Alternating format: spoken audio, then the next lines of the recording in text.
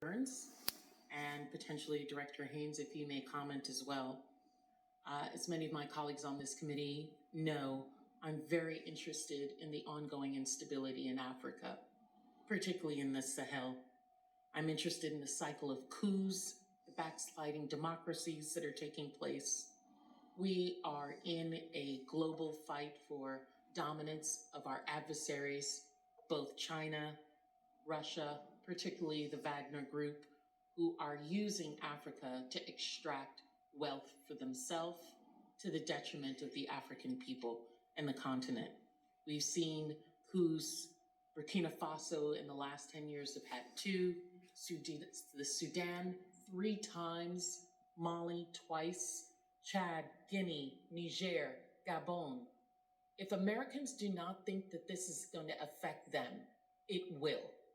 The minerals, the wealth, as well as the fomenting of disease, instability, economic downfall of these countries are very much of importance to the American people.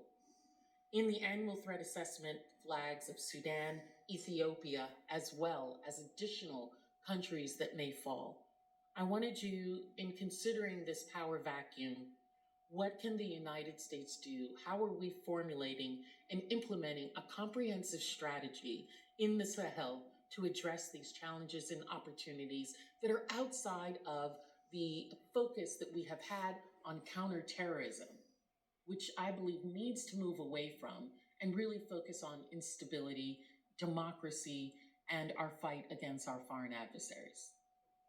Well, thank you very much. I think the first step for us as an intelligence service is to pay attention and to help highlight for policymakers exactly what you just described, that the future of Africa is of enormous importance, I think, to the security of Americans and to the interests of our country.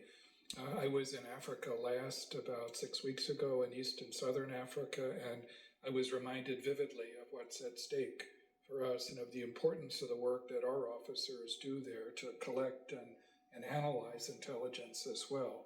I was the first CIA director actually in 3 of the several places that I visited. And so I think this is extremely important for us as an agency and for all of us in the intelligence community. Last year I was in the Sahel, and the challenges that you described are very real, and they've grown since then because you have a lot of predatory players, whether it's the Russians or the Wagner Group or whatever the Wagner Group will become in the future, as well as a variety of terrorist groups who are taking advantage of coups and insecurity, of the fact that some of our closest partners, like the French, are being pushed in some ways out of a role that they've traditionally played there. So there's a lot at stake for us in the United States, and certainly for us as an intelligence service. And I think all of us are determined to sustain that kind of sharp focus on Africa as we look over the rest of this year. Thank you.